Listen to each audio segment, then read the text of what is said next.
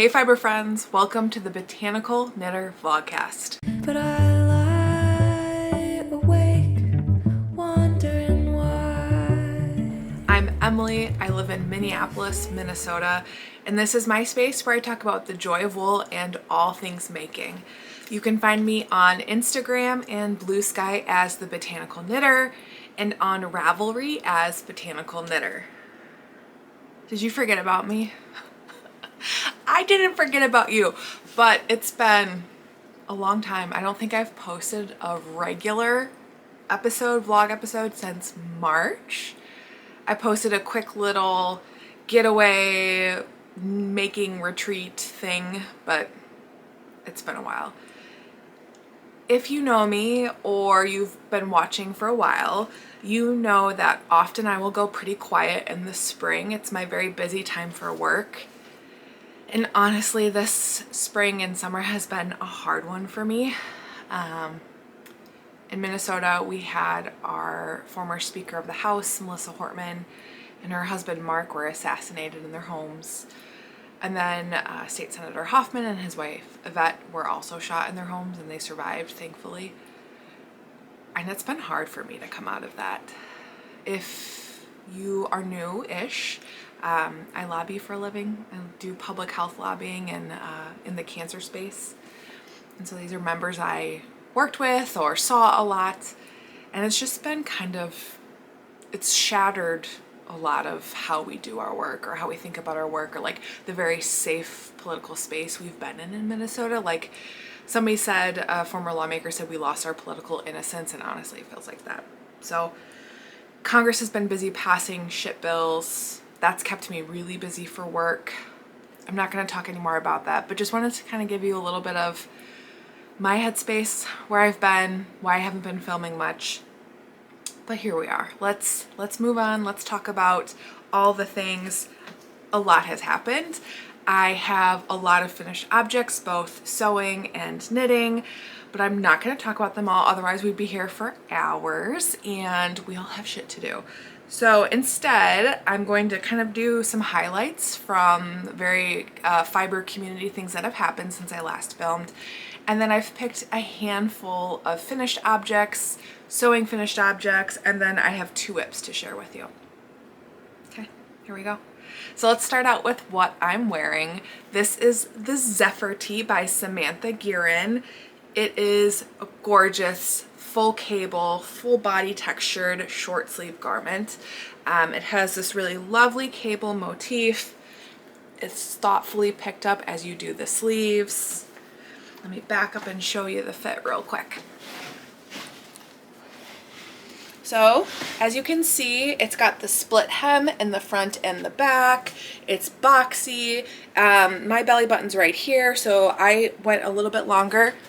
So definitely not a cropped fit. I used the colorway Sage from Lavender Lune on her cotton fluff base.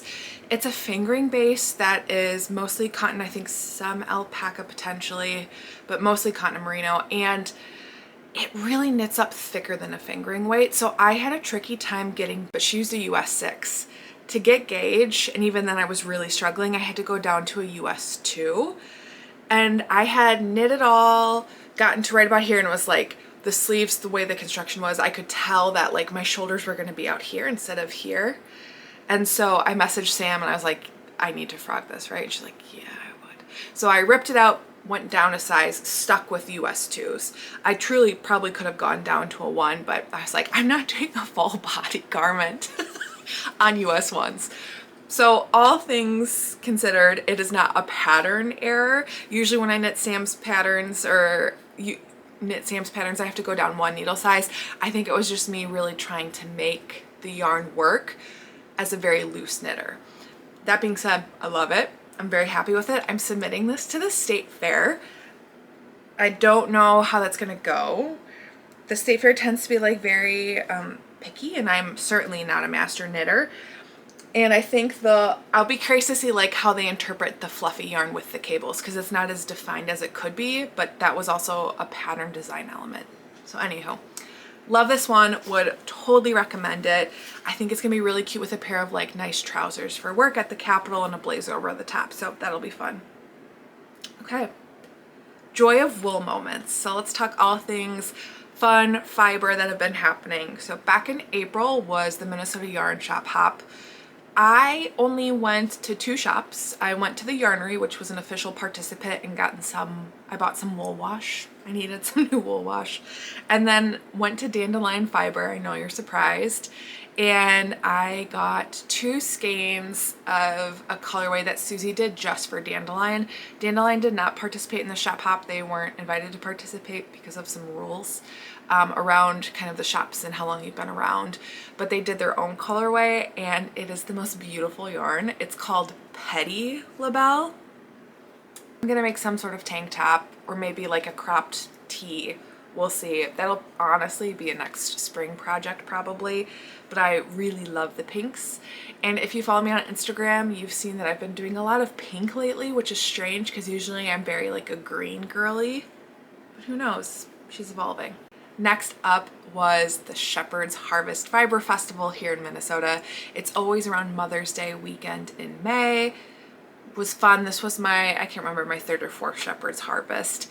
And what was really special this year about Shepherd's Harvest is I got to help Sam from Lavender Lune. She was in Iceland for a trip, and so I helped with my friend Amanda and her booth, which was paired with Get Bentz, Teresa from Get Bentz. So I was doing kind of booth babe duties that day or that weekend. And then I also co-hosted with a bunch of other makers in the Minnesota area. We did a Shepherd's Harvest kerchief make along.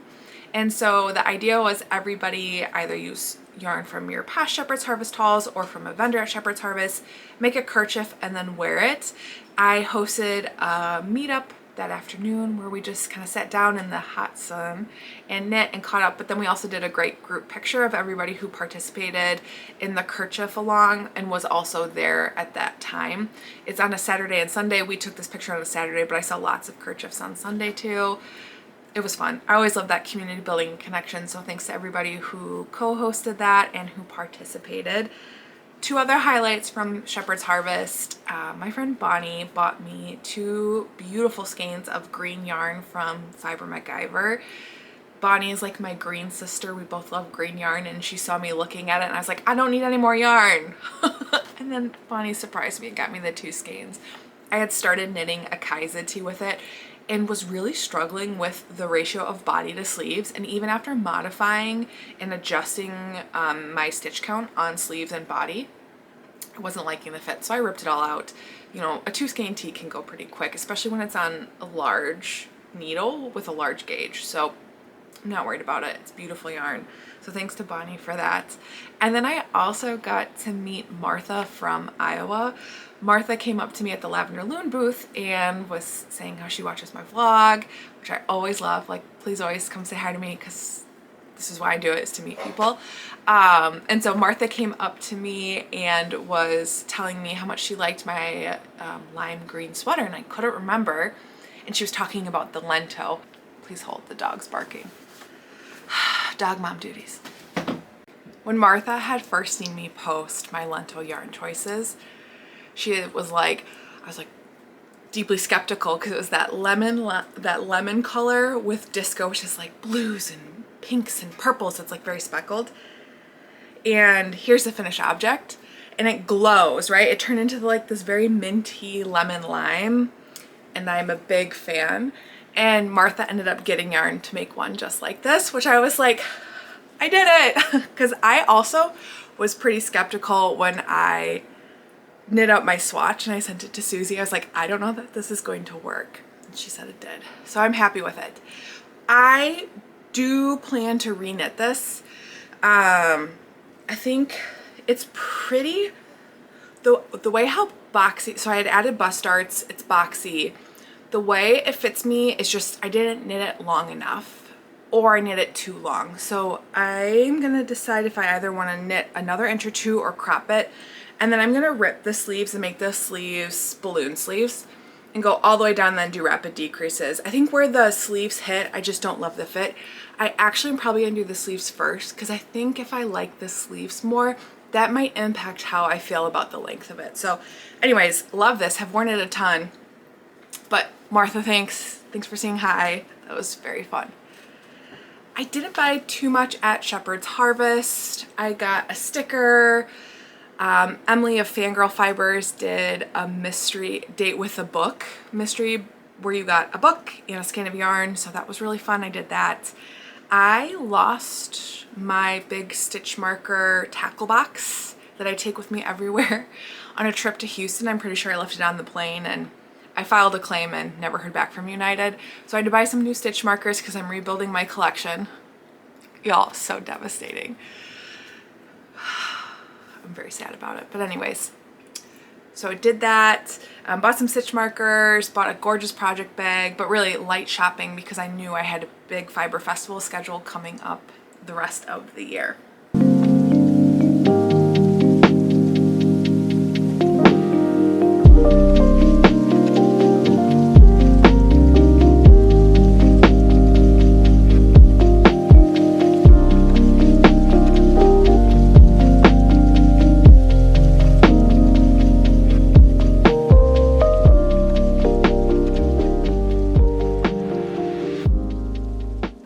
Shepherd's Harvest, we've had a bunch of Bruin makes at Indeed, at Falling Knife, at Darn It Anyway in Stillwater, and at Spiral Brewing, so those have been fun. I've gone down to Teresa's farm a couple of times. The first time I brought my husband, and that was for spring shearing, and we were helping with skirting and grabbing the wool, and then we had a beautiful meal together out on the property. So here's some footage from that.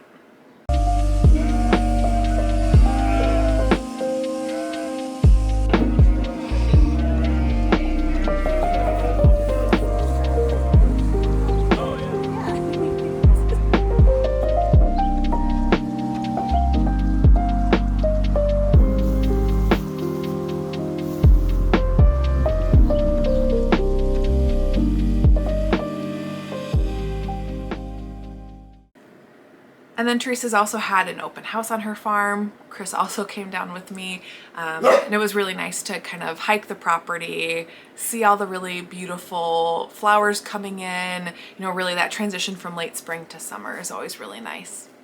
Beyond fun fiber things, I went on a trip with the women in my family in June to Savannah and Tybee Island.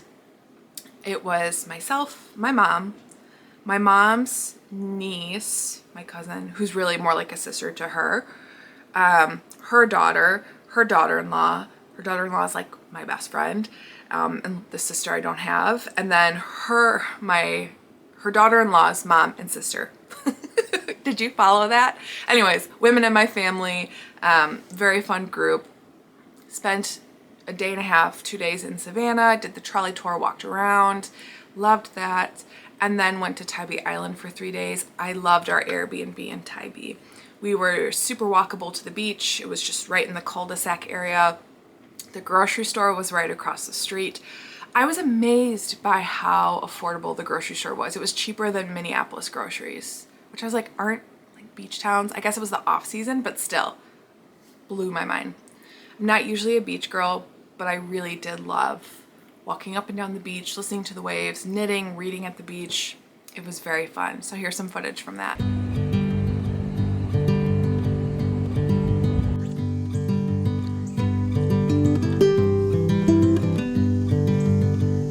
There's what? Uh-huh.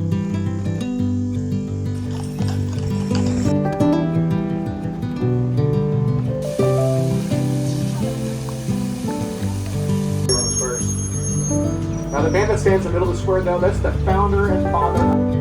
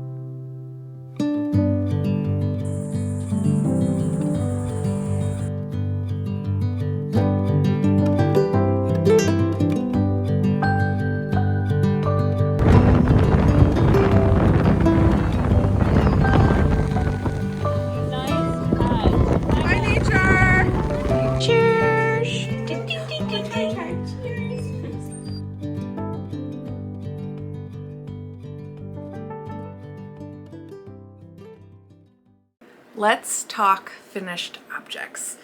So the first finished object I'm going to share is the Nolita tank by Tori U. I test knit this for Tori. You all know I love test knitting for Tori. I like the way her garment fits my body. This is a tank she designed it with Line from Sandness Garn. I can never say it. It is what it is. That yarn company. So I also use that. This is the colorway Slate, and I can't remember. Oh, and then this brown, Papa Brown, is called Acorn. I love this design feature. It really only took a couple grams to do this contrast color around the arms and the neckline. As always, beautiful construction, thoughtful details, design features. You can see kind of the shaping on the back from your increases. Mine is it's a boxier fit. I knit a size 5. As always, I went down a needle size. I probably should have gone with a size 4. The finished object was a little boxier than I liked. I had been talking with Laura, who's one of the owners of Dandelion Fiber Co., and she told me she had accidentally washed and dried a garment she knit with the same yarn, and it turned out great. And I was like, let's try it. So I washed and dried this, dried it all the way through on medium heat, and it tightened up that perfect amount. And I've worn this several times now. So I wore it when I went to Savannah with my family. Yeah, pretty thrilled with how it turned out. It has a really nice I-cord hem on the bottom. Would recommend this one. And I don't think I did not modify it at all. My second finished object is a different knitting experience. So this is the Ingrid Summer Slipover by Gregoria Fibers. Here she is. She's boxy, oversized, in a beautiful color. The eyelet and garter stitch details, drop shoulder construction. Here's the back. What can I say about this? So I knit a size 3 and I went down to a US 3 for the body. Again, very loose knitter. The pattern is potentially well written in the pattern designer's original language. Translation was not friendly to this pattern. It was very vague at places, and in some settings was like confusing. There were parts of the pattern where it was like, I don't know what they're saying. So if you're a beginner knitter, this may not be the one for you. You will figure it out, especially if you have a yarn shop nearby. You can phone a friend, you can ask for help. Because I've been knitting a little bit longer now and I've done a lot of test knitting, and I was able to kind of trust my gut and read the pattern and like read where you are in your stitches, but it's not great. Especially, I think it was $8 or $9 for the pattern. Let me look it up. And I'll say also the pattern is not size inclusive. It says it goes up to a bust size of 62, right around there, but it doesn't take into account ease. The pattern calls for having, let's see, the pattern wants you to have 13.6 inches of positive ease at the bust. But when the finished bust circumference is only 62.4 inches, that's not size inclusive. So I went up, or I knit a 3 knowing that I didn't want that much ease. The real bust circumference that size correlates with is a 35.4, so 35 inches. That's not the finished bust. And I have about a 45, 46 bust, though I usually go by my upper bust measurement. So a little guidance for you there, and I have plenty of ease. Here's a photo of me wearing it. So the pattern, you know, the finished object is exactly what I wanted. It is boxy, it's oversized. I used cotton Lino from the Wandering Flock in the colorway Poppy because I wanted a very summery, breathable yarn that I can wear in the summer, fall, and winter. It'll be a really nice transition piece. I was just on a work trip to Atlanta and I took it with me as like my cardigan. Put it on when I was cold, took it off when I wasn't. It's worn well. I like kind of just the fabric it has. But again, the pattern just be written a lot better, or because it's been around for a while, I think it could go in and clean it up. If you look at some of the pattern page comments, there's lots of questions that have gone unanswered. So take that information and do what you will with it. The last finished object that's knitting that I'm going to share with you is a pattern from Sorry Nordland, and it's the Dido, I have no idea how to say this, Dido, and it's beautiful. It is easily one of the favorite things I've made this year, mostly because of the yarn. It's so bright. If you can tell, she's been really into brights lately. Anywho, so let's talk about this pattern and the details. Oh, if you can't tell, sorry, squirrel, I got a camera. So I'm filming on a camera. We're trying it out. We're gonna see how the audio and all of that goes. If I keep looking the wrong places because I'm so used to my phone. But now I can look at my project pages while I'm talking to you and be a little bit more accurate. So this is a Sorry Nordland pattern. Beautiful cable and lace motif. I knit a size 4 and went down a needle size. I used a new yarn from Susie of Fiber MacGyver, her cotton DK. It's 50% cotton, 50% merino, in the colorway Renegade. In some lighting, it's purple. In some lighting, it's like a pink purple. I think it's so pretty. This is going to be my tee for flock. I'm very excited. The pattern is very thoughtfully written. I haven't knit a Sorry pattern before, and what I really like about it is she gives you cues early in the pattern to like mark, you know, this stitch with a light bulb stitch marker, because then it makes it easier to align and pick up sleeves later. For example, she has you place a marker on your sleeves as you're doing increases to later help line up where the pattern on your sleeve goes, so the seam goes right into this part of the pattern on the sleeves. I just think that's really thoughtful. And at first you're like, why is she telling me to do this? I know how to pick up sleeves, but it's beautiful. The back of it is almost my favorite because the shoulder shaping is so nice and just very delicate looking. But also the real star is this textured pattern down the front. I really like how well defined the stitches are with this yarn. This is a boxy cropped fit, and for once in my life I did tubular bind off. I almost 99.9% of the time I skip it and do a regular bind off, but I thought I'd try it. Why the hell not? I don't know that I'm sold on it, but I tried it. So yeah, this will be what I wear to flock. I very much recommend this pattern. I enjoyed knitting it. I love the motif. It was definitely a one more row kind of pattern because you got a great mix of stockinette and then a little bit of intrigue.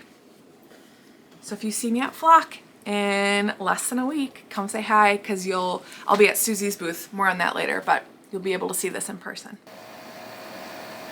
I made this. I made coconut vanilla syrup, 2 shots of espresso, shook it, have the old coffee from yesterday that we didn't drink, made it into ice cubes, and then unsweetened oat milk with it.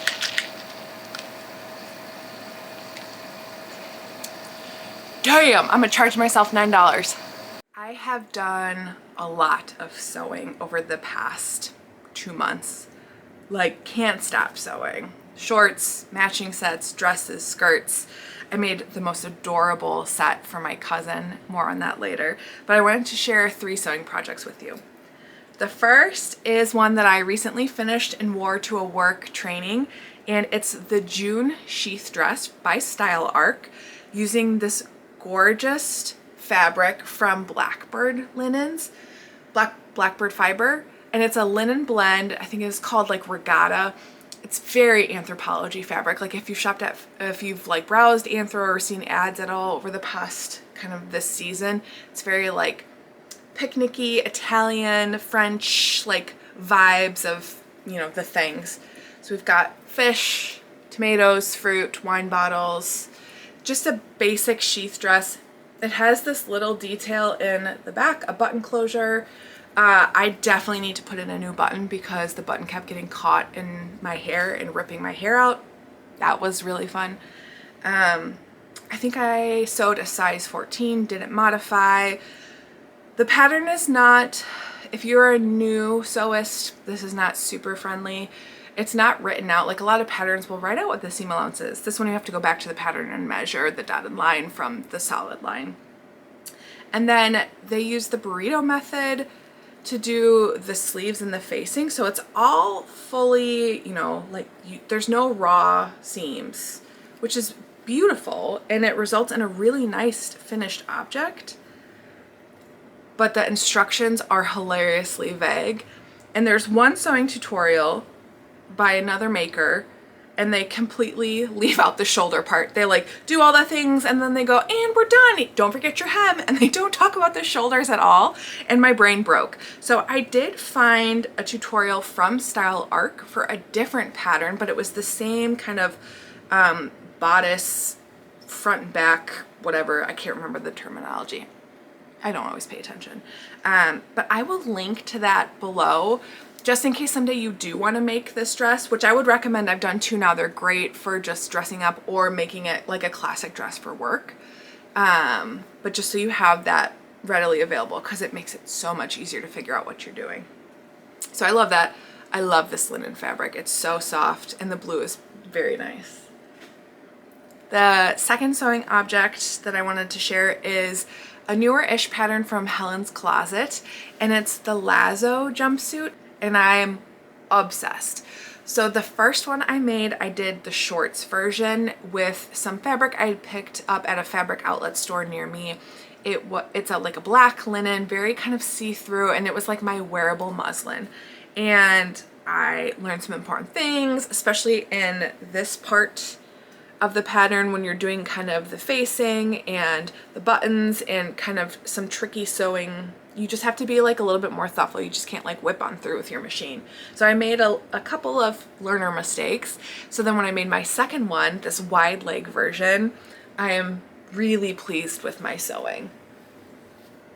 It has this really cool drawstring feature that goes all the way around. I did my best to pattern match. It was a success here and not so much here. Some here, some not there, but all in all, progress. And I love this little label. It was from Fluid Plus Drape. So I got this fabric and the label from Fluid Plus Drape. When I first got the fabric, it was block printed in India. It smelled terrible. And Bethany, who owns Fluid Plus Drape, posts like on the listing, it says might smell a little bit earthy. And I was like, that's fine. It smelled like petroleum to me. And so I washed it with vinegar and that made the smell even worse. My whole downstairs had this chemical smell to it. So then I washed it again with vinegar and soaked. I let it air out for days on time. I put baking soda in, I dried it, sprinkled baking soda on it, put it in a Ziploc bag. So I had this fabric for about 2 months before I finally sewed with it because I was trying to get the smell out. And the smell's gone now. I mean, there's like a faint linger, but it doesn't smell. And I was afraid like as I wore it and my body heat warmed up the fabric, would it smell? But it's fine. So here it is. Wide legs, so cute. I sewed a size 14, made no modifications. In the future, I would maybe add one more button. I had to do some magic tape here to close this, just to accommodate my bust kind of in a little bit of puckering. So I think 6 buttons in the future instead of 5 might be a nice fix, but I will absolutely sew this again. I love jumpsuits to begin with. And it is such a better fit than the Zadie jumpsuit that I had made last year. The last sewing finished object is me eating crow a little bit. So my 2024 making recap video, I had said a pattern that was a one and done for me was the Lane pant from Sydney Graham because I didn't like the fit and I had like the Pomona pants I liked better. Well, I made another pair of Lane pants and I like them, so I take it back. This came about because my cousin Jilly, who went to Savannah with me, just graduated college, and for her graduation present, I wanted to sew her a matching set. She is such a beautiful girl. And so, well, she's a woman, you know what I mean. So I ended up picking out this really fun black and white gingham, and I made an Ashton top and then a pair of lane pants. And the reason why I picked out the lane pants is because so many people love the lane pants. And so I thought, all right, I already have this pattern picked out. I've told myself I don't want to make it again, so why not just cut it? Because I don't then have to get a different pattern printed and try that for Jilly. So I think I made Jilly a size 2 and modified it to add ties up the side. Because she had sent me a pair of pants she saw at Target that had ties up to the knee that she really liked. So I thought, okay, I can figure this out. I've done the bow boxer shorts for Matchy Matchy. I've done the Sid tie top. I can figure out how to hack that for pants. And I did. And they looked so cute on her. This whole outfit was insane. She wore it the first night in Savannah, and I was pretty proud of myself, if I'm being honest. When I came back home, I wanted to try the same. What I ended up doing is I think I went down 2 sizes in the lane pants. I sewed, I think, either a 10 or a 12. I am not great at picking sizes when it comes to sewing, and I almost always end up with garments that are way too big. So I've been trying to honestly not even pay attention and just pick based off of my like ready to wear size, which I don't think I would recommend, but currently is working better than what I was doing before. Anyways, so I had this thrifted, it was a bed sheet that I got from Southside Vintage, which is a vintage store in Minneapolis I love to go to. Old bed sheets that had this really cool pattern across the top of the sheet.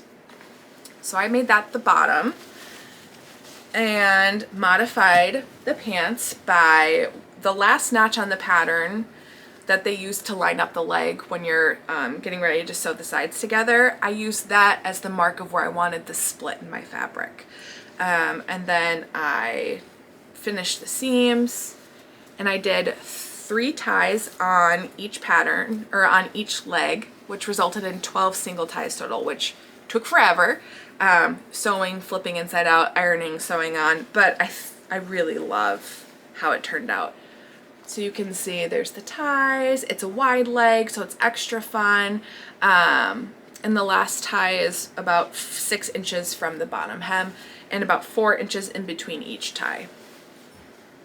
If you're interested in modifying the lane pants and want to try the tie feature, just let me know and I can send you my written up instructions.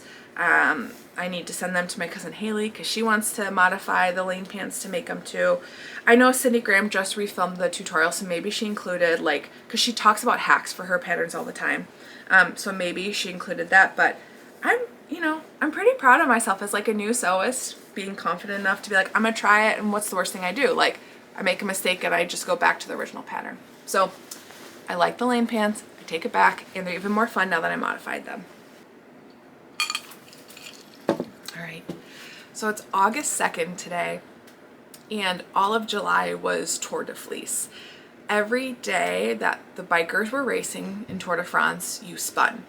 And I ended up spinning a lot. I had no plans to do Tour de Fleece. I feel like every year I do it for 3 days, and then I give up, and then I put pressure on myself for not doing it.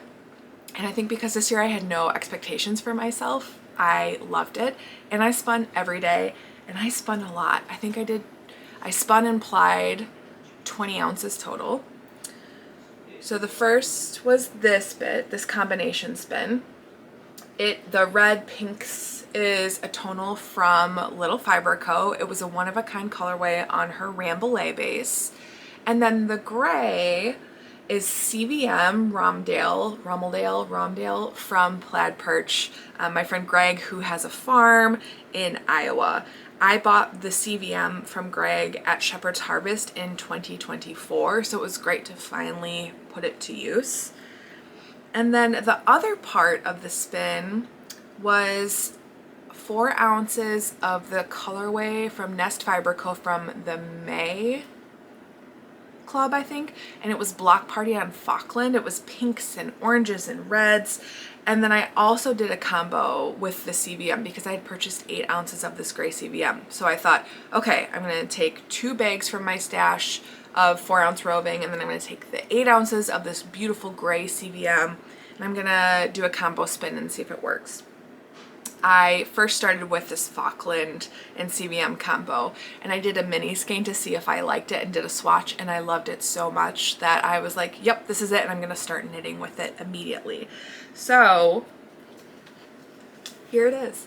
So I was knitting and spinning all at the same time because I couldn't put this down. It is so beautiful.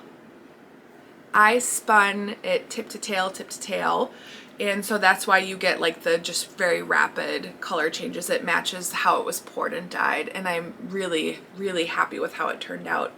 So this is the Traveler Shawl by Andrea Mowry. We've moved into the whip section, and it's beautiful. Pretty simple garter with increases, nothing fancy at all, but it's perfect for hand spun. And then after I finish the first triangle, you pick up here to this on this edge and start going the other direction. And that's where this comes into play. So the two together will be like this. It's beautiful. I'm having a really fun time working with it, and there's something about knitting with your hand spun. It's like every round I put it down and look at it. So at this pace, it's going to take me years and years and years to finish because I can't stop looking at it. But that's a good thing, right?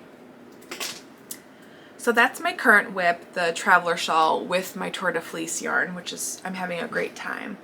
And then the second whip I have right now is the Classic by Espace Tricot. I have knit this before, and this is actually a gift for someone. So I'm knitting a size 1. The person is very petite and it looks extra small, but it's because I'm on 14 needles. But it'll be an oversized sweater. The final gauge, or the final bust circumference, is 43 inches. Her bust is 34. And so it should grow and loosen and be just the amount of ease. When I knit it, I did a size 2, and I'm a 46-inch bust, so this should work out fine. I went down 2 needle sizes for this pattern, and I'm using the most beautiful green. After all of the brights that I have been sewing and knitting with, this green feels like very calm, very nice. It is from Knit Picks. It's the Gloss DK, which is a silk blend, and the colorway is Pine. This was gifted to me, so thanks Knit Picks.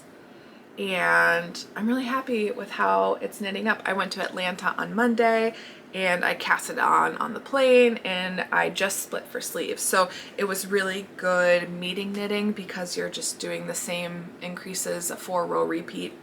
So that got me through a lot of listening time and helped me not be so fidgety, though I guess knitting is almost fidgeting. Mindfully fidgeting.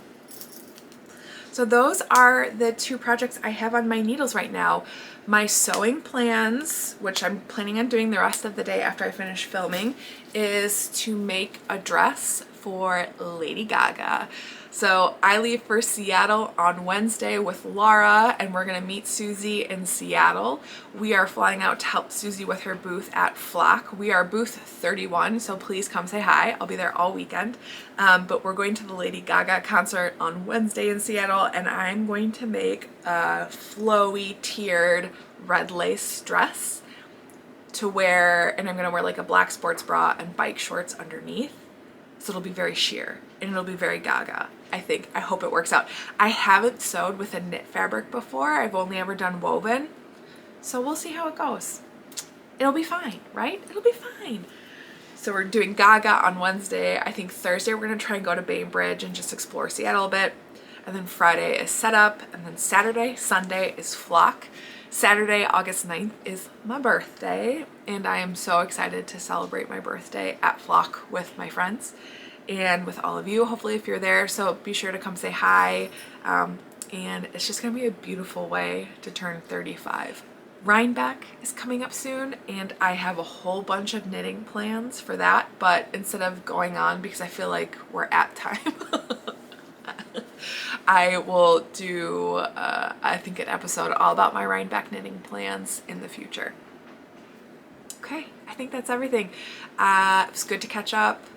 I hope wherever you are, you're doing well, and I'll see you next time.